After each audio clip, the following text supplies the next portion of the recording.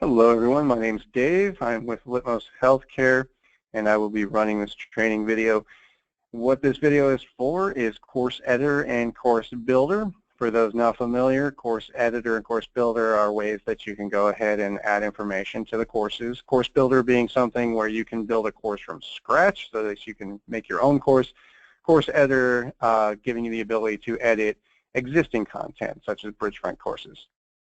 So where I am right now is just in the home screen. I've logged into my Proctor account. Before I really get going, I do like to show that in the upper right corner there's a Proctor manual. This link will take you into the manual that's going to contain all the information I'm going to be covering today, and this will give step-by-step instructions on how to use Course Editor and Course Builder. So in here, again, I am on my Home tab. What we're going to do first is just go to the Customize tab. This is where you can see Course Editor and Course Builder. I'm going to go ahead and start with Course Editor. I'll launch that. So when you launch it, you can see right here the courses listed.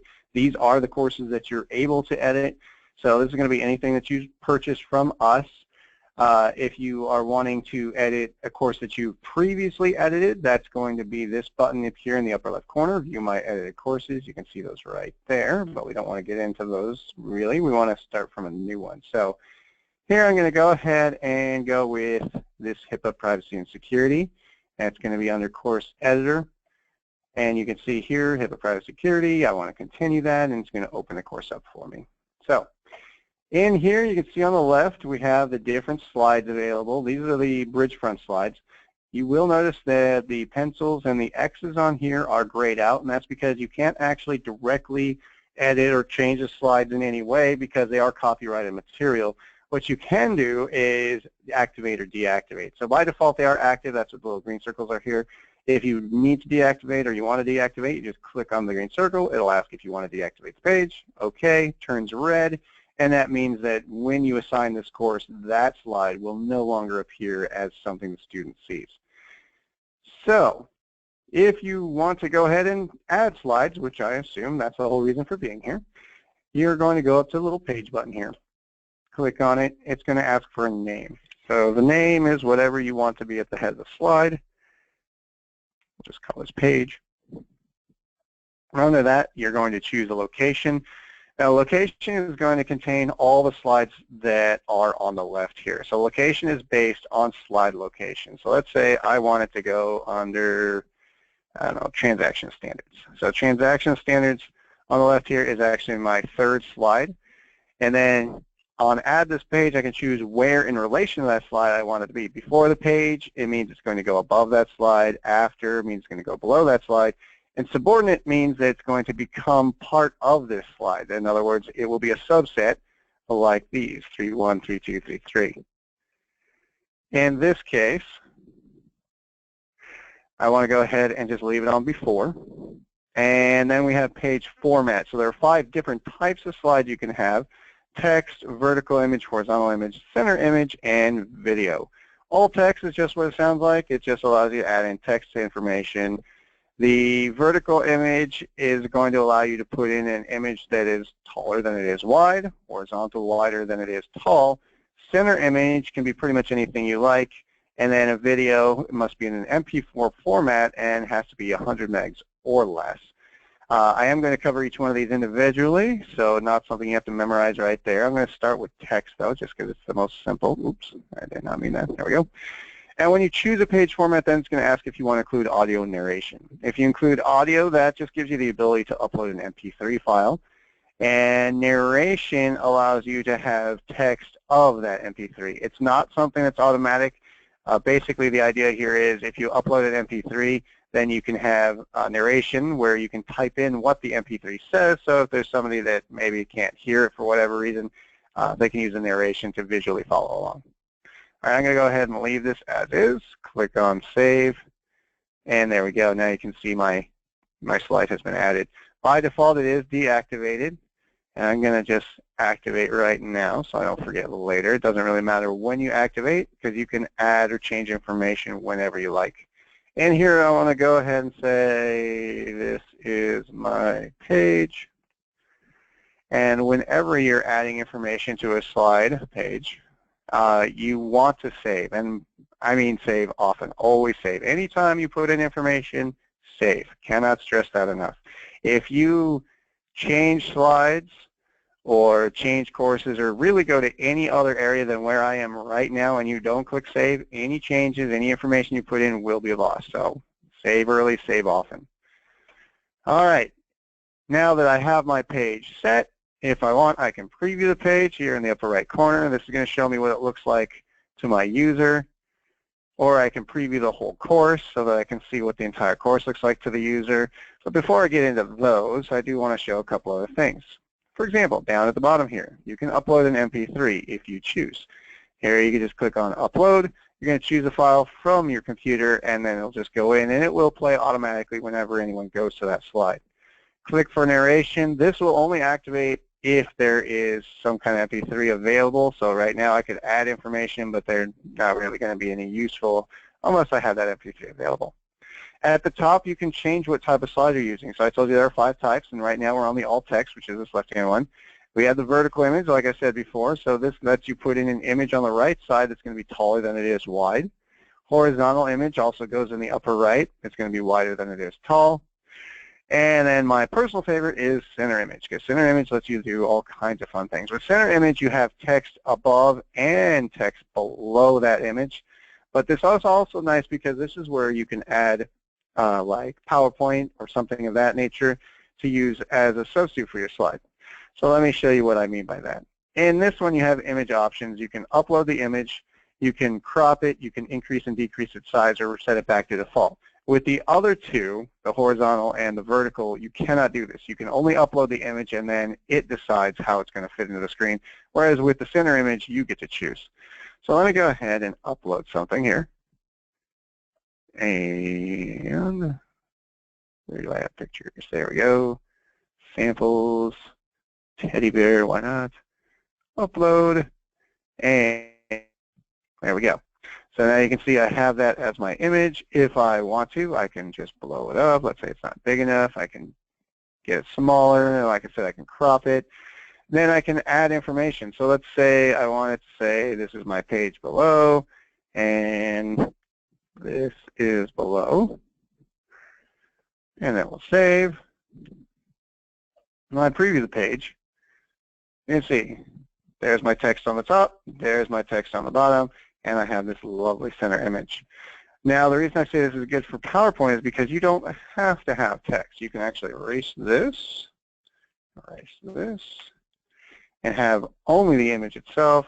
Let me make that bigger because it'll look cooler.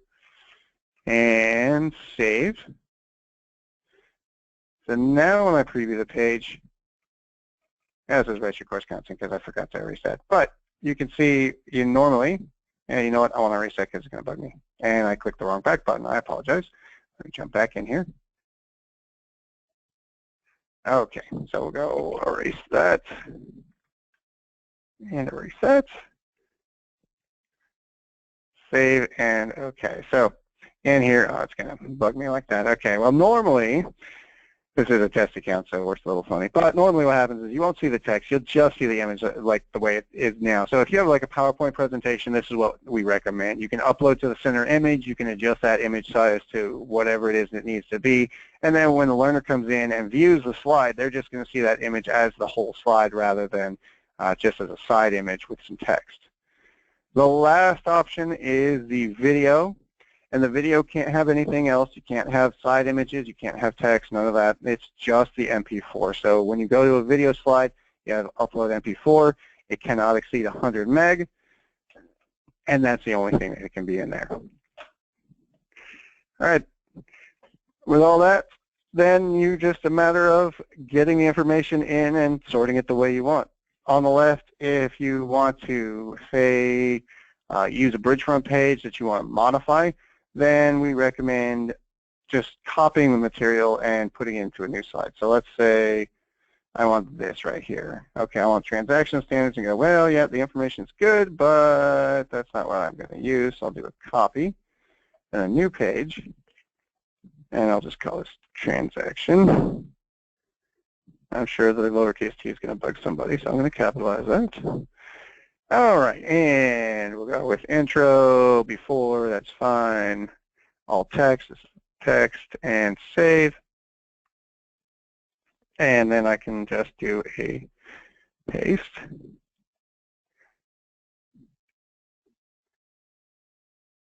As soon as it decides to let me, there it goes. So I do a paste. This little window pops up depending on the browser you're using. And what it does is it strips a lot of special characters, because when you're using the course editor or builder, if you have special characters in the background, and by special characters in the background I mean like if you use Microsoft Office, Word specifically, when you type into it, even though you don't see it, there's extra characters in the background that Microsoft uses that other programs don't necessarily use. So this kind of strips that out, because background text or background information can interfere with the course builder and editor.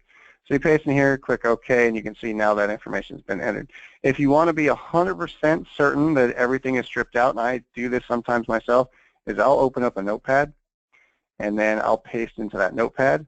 And then Notepad by default always strips out all background information. So you paste in the notepad, copy it, and then repaste, and that way you know for a fact that there is no information that's going to transfer over that's unwanted, essentially. When it's pasted over, then you can play with it. You can see we do have some buttons up top where you can make things bold, or you can change the size of the text. You can also do things, coloration, bullet points, numbers, and one of the big ones I like is being able to add links. So let's say you wanted to say, okay, go to work here. Well, let's say you want the here to be your link. So you highlight, click on the link button, then you're going to put in your URL.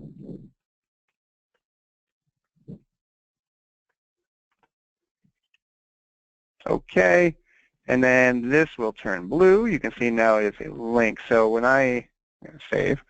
So when I preview and click on here, it opens up in a second tab or second window, depending on your browser settings, so that they can have that link.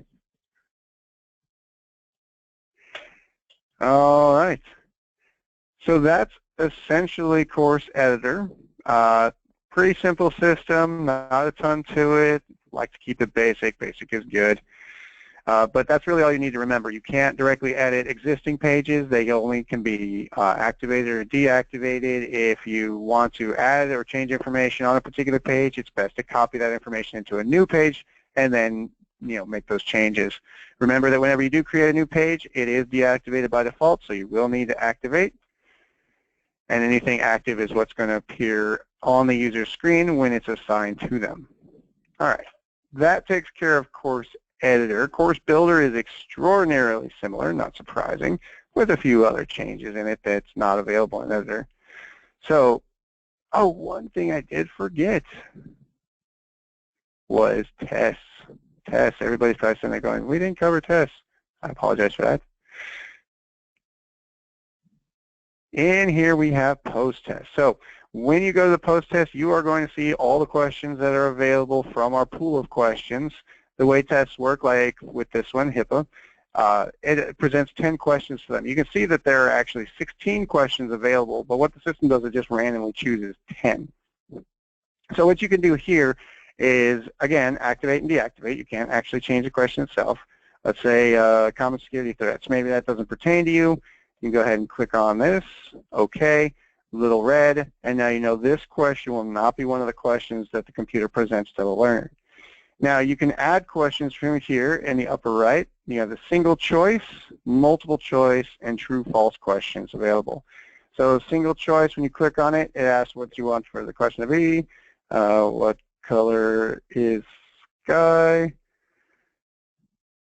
And we can say red, blue, green. You just check mark next to whichever one is the right answer. Save, and that question gets added in. You can see a little triangle on the left. That means that's one of your questions instead of one of the questions that came with the course. That's what this little symbol is. That means it came with the course. Once you do add a question, just like with slides, you do have to activate. So you're going to click the little red circle, click OK, And there you go. So now when they go and take the test, they will see this question. Questions added by the proctor automatically trumps questions that already exist. So now the way this is going to work is it's a 10-question test, like I said, and it does grab the questions randomly. However, for administrator-added questions, they always appear. So right now, if I was to assign this to someone, they would see this question every time they took the test, and then they would get 9 random questions from the rest of the list. And that continues on. Let's say you wanted to do, that was a single choice. So let's say you want to do a multiple choice.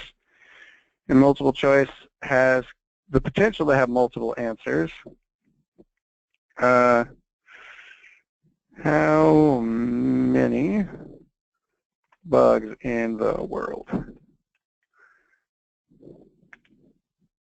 Spelling aside.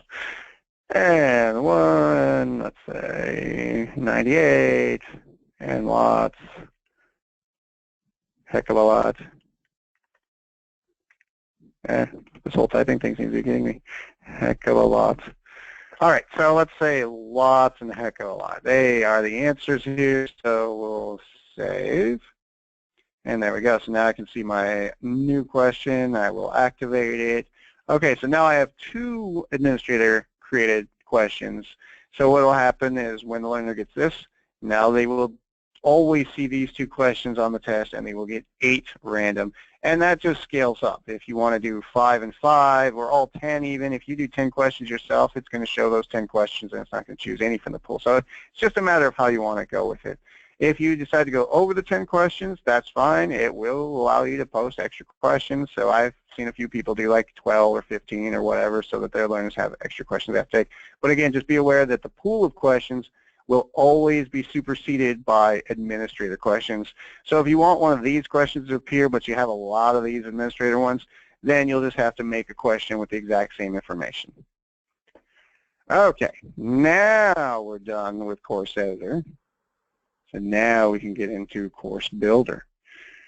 Course Builder works in a lot of ways, very, very similar ways. In Course Builder, when you first open up, it's just going to show the courses that you've already built. So these are my previous courses. In the upper left, there's a View All Courses, and that's just for if you have proctors that build their own courses. One thing that I always like to mention is when you edit a course or build a course in a proctor account, then those courses can only be accessed from that particular proctor account. You can't have, say, 2 proctors and one of them goes in and goes, hey, I built this course, can you go log into your account and make some edits? No, they don't cross-populate. Whoever edits or builds a course is the sole owner, and everything must be done through that account, so just be aware of that. Now we're going to go back to View All, or View My, I apologize. And to add a course, it's just this little monitor button here in the upper right. Here we're going to put in a course name, description, and most of the time people just kind of copy the name in. I'm not sure why the description is required, but it is, so we'll do that. Save it. You can see now it's been added. It is unpublished, and that was something that I did not cover over there, but that's okay. It works exactly the same. Published and unpublished just means active or not. So anything that's in red is an account that can be, rather a course that can be edited, and then once it's published, you click the little red circle, okay. Now it can be assigned. Anything that's published can no longer be worked on. That's why the little wrench grays out.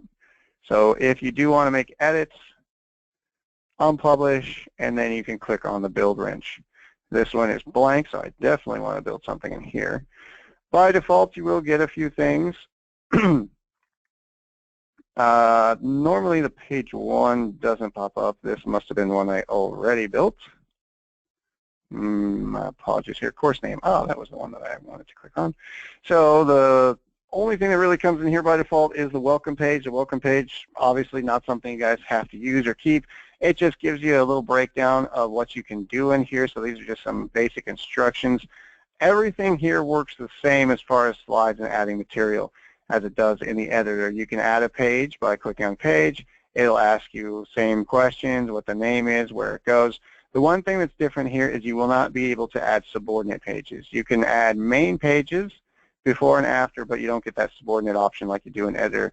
And with the Course Builder, you can put in a maximum of 99 slides. For anyone who's wondering, if you're going to be doing over 99 slides, 100 plus, we highly recommend breaking the course up. The reason being is once you go over 100 pages, the system starts getting a little confused as to how the order is supposed to be, and it will help, quote unquote, put those in the proper order for you, and it may not put them in the order that you think is proper. So again, just keep it under the 99 and you're good.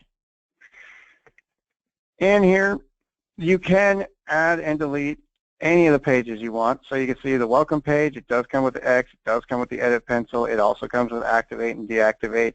So with the Course Builder, you get total control. Course Editor, you have partial control because you're building on top of something that already exists. Course Builder, you get total control because this is entirely your information and anything and everything you want to do. So I actually do want to add another page in here because I do want to show a couple things to you guys real quick. So we'll just say another page. And we'll have it go after the welcome page, and we'll just do text again. That's fine. Save, and there we go. So now I have my new page. I want to activate, and here I can move it around a little easier. So in Editor, if you wanted to move a page, you would have to edit it, and then you have to change its location based on the based on its current location. In this one, we're not going to see the same thing, but you basically would have to drop down and you just go ahead and change the location. But in here you have arrows. So here you can just click on the arrow on the right or the arrow on the left, and it moves it up and down the page. In here, if you want to change the format, same thing. You can change the format of the slide up at the top. If you want to do bold or hyperlink or anything of that nature, all the same. Now, testing is a little different in here. So when you click on test up here in the editor, you don't have a test button because tests already exist, but in this one, you have to create them. It's going to ask you what you want the test to mean or be named. Most of the time, everybody just leaves it at post-test, doesn't really matter. Passing grade, what percentage they have to get to actually get through the test. As a general rule, we always leave it at 80. Of course, you guys can make it whatever you like. I'm going to go ahead and save that.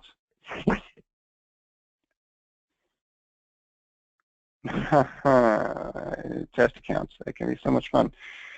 So let me try that again, and it won't allow me to add my tests any longer, of course. I did just build this account recently just to get through this training video. Guess I should have tested it first. Interesting. Well, normally what happens when you click save, that's when you're going to see the test down below. I'm just going to jump back into one of my previously made courses because I know they work. So here you can see same thing. You see I did welcome page. I did another page. Apparently I have a pretty standard habit here. And normally what happens when you click to add the page, then it's just going to add this, post-test and summary. And you can see that this says post-test. It's blank. Summary is just going to say thank you. The summary page is not necessary. Some people like to leave it. Some people like to change it. Some people like to just delete it entirely. Again, entirely up to you guys on what you want to do with it. Post-test. So with the post-test, you click on it. It's going to say test questions, no questions found, because you guys do have to add each and every one of these. It's not going to have any standard pool of questions like the editor does. And it's the same options up here. You're going to have single choice, multi-choice, or true and false. Showed you single choice and multi-choice, so we're going to go with a true and false question here. You can say, is my name Dave? And that is true to a degree, but true enough. Save, and there we go. And in here, it's the same deal. Any question you add is what's going to appear on the learner's post-test, and you do have to activate each question as you go. You can add as many questions as you like, and each one is going to appear each time on every single instance of the assignment. Okay, that's all pretty much there is to the two of these. Course Editor and Builder do work essentially the same, as I said, so there's not really much else I need to cover in here because adding pages, previewing, changing the formats, or adding any of the little tweaks, bold or bulleting, is all going to be the same. Again, if you guys do get stuck, lost, need additional information, we do have this proctor manual in the upper right corner that does contain step-by-step instructions on how to do all this. And of course, you can always get a hold of clientcare at litmos.com through email if you guys have any further questions. I do appreciate you guys' time, and I'm going to go ahead and leave this video here, and I hope you guys have an excellent rest of whatever day of the week it happens to be today.